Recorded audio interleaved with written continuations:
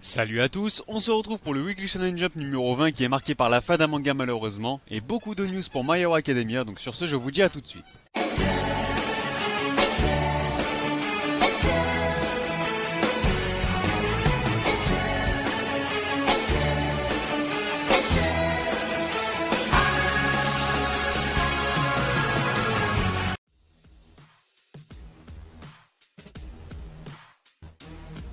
Comme d'habitude, on commence avec la partie hors classement.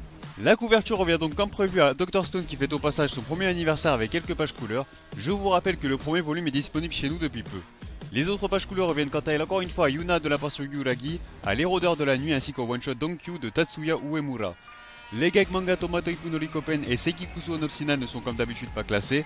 Dans la catégorie des mangas trop récents, on retrouve pour la dernière fois Jujutsu Kaisen qui intégrera le classement pour la première fois la semaine prochaine. Noise Note le suivra ensuite dans le numéro suivant, tandis que Ziga Ziga devra attendre encore un peu. Et enfin, Hunter x Hunter et World Trigger sont toujours en hiatus. On passe maintenant au classement qui est composé de 12 mangas, soit un de plus que la semaine passée. Et comme je vous l'avais prédit, Boss Beats prend déjà la porte dans ce numéro. Il n'aura pas su convaincre les lecteurs en 14 chapitres, donc autant dire que les éditeurs ne lui ont fait aucun cadeau sur ce coup. Actage recule de 2 rangs et se retrouve ainsi à une avant-dernière place bien dangereuse. Il y a de grandes chances qu'il soit éjecté dans les prochaines semaines également, mais sait-on jamais, il y a encore une chance qu'il s'en sorte si jamais les 3 nouveautés, Jujutsu Kaisen, Noise Note et Ziga Ziga ne parviennent pas à convaincre les lecteurs.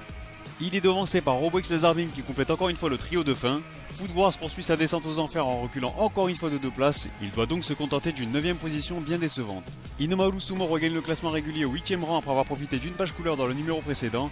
Classement assez moyen pour My Hero Academia qui cède un pion et figure ainsi au 7ème rang. Du positif pour Gintama qui rebondit de 2 places pour ainsi se hisser à la 6ème. Devant lui, on retrouve Black Clover qui effectue la chute de la semaine puisqu'il recule de 3 positions.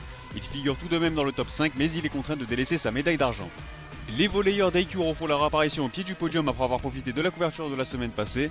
We Neverland reste accroché à son petit nuage tout en avançant de 2 échelons, une bonne performance récompensée par une jolie médaille de bronze. Et enfin, The Promised Neverland est forcé de descendre de son trône au profit des pirates de One Piece qui reprennent le pouvoir tout simplement cette semaine. On enchaîne avec les informations concernant le double jump numéro 21-22. On approche de la Golden Week après ce double numéro, donc je vous rappelle que les sorties risquent d'être un peu chamboulées, aussi bien la sortie des scans que le jump lui-même, puisque voilà, on n'a pas l'un sans l'autre. On aura droit à une couverture un peu spéciale puisque l'on retrouvera tous les mangas du Jump dessus. Les pages couleurs reviendront quant à elles à One Piece ainsi qu'au one-shot Bulking de Mitsutoshi Shimabukuro, l'auteur de Toriko qui aura droit à 55 pages. A noter qu'une carte Yu-Gi-Oh sera offerte dans ce numéro. Sur ce, place à la rubrique actualité qui est assez chargée cette semaine. Tout d'abord, la série animée de Boruto va changer d'horaire au Japon. Donc à partir de l'épisode 56 programmé le 3 mai, l'anime sera désormais diffusé chaque jeudi à 19h25 au lieu de mercredi à 17h55. Il faudra donc vous habituer à avoir vos épisodes de Boruto un jour plus tard que d'habitude. Du Food Wars maintenant, puisque le personnage de Somei Sato sera interprété par Katsuyuki Konishi, connu pour avoir prêté sa voix à Luxus de Fairy Tail entre autres. Black Clover aura droit à un nouvel opening et un nouvel ending le 17 avril prochain. L'opening s'intitule Black Rover, donc pas Black Clover, et sera interprété par Bike Buranka, tandis que l'ending nommé Black on the Dreamlight sera chanté par Empire. Oui je sais, j'ai un putain d'accent. On passe enfin à My Hero Academia et vous allez voir qu'il y a du lourd au programme. Tout d'abord, on commence avec la grosse annonce puisque le manga de Koei Horikoshi va avoir droit à une collaboration avec Avengers Infinity War. Donc si c'est pas la classe, qu'est-ce que c'est? Un petit teaser est déjà sorti donc je vous le mettrai dans la description. On a également un nouveau visuel concernant son film où l'on peut voir 2 personnages originaux, à savoir David Shield et Melissa Shield. Et enfin, le jeu My Hero Academia One Justice offre une nouvelle bande-annonce.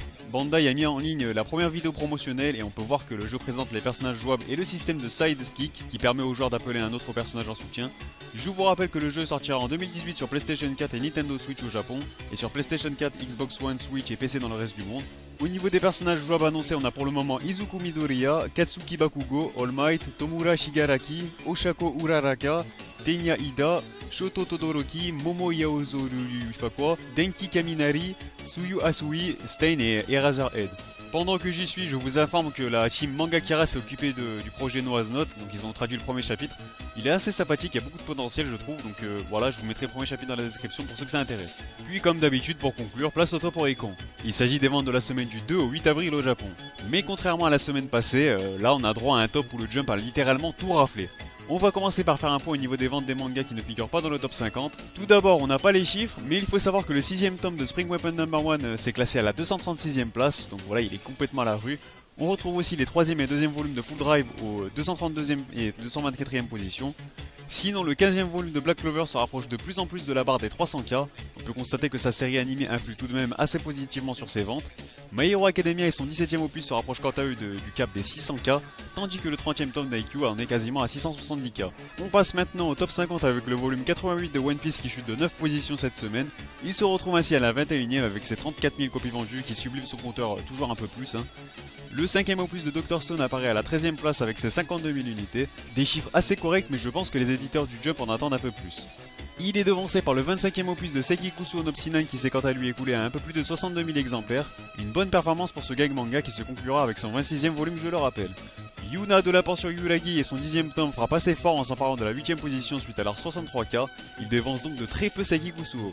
4e rang pour le 8e opus de The Promised Neverland qui échappe donc de très peu au podium avec ses 214 000 unités, et d'ailleurs je vous prépare une vidéo pour la sortie du manga en France, ouais je sais j'ai déjà le tome, Non, plus sérieusement, vous allez voir qu'il n'y a pas un si énorme écart que ça entre lui et le 18e volume de My Hero Academia, qui figure quant à lui à la seconde place avec ses 300K histoire d'arrondir un peu.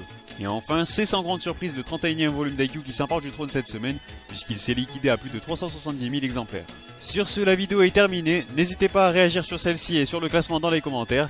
N'oubliez pas le petit like si vous avez aimé la vidéo, voilà ça soutient à chaque fois. Et de vous abonner si ce n'est pas déjà fait pour ne pas manquer les prochains classements. Sur ce, moi je vous dis, on se reverra.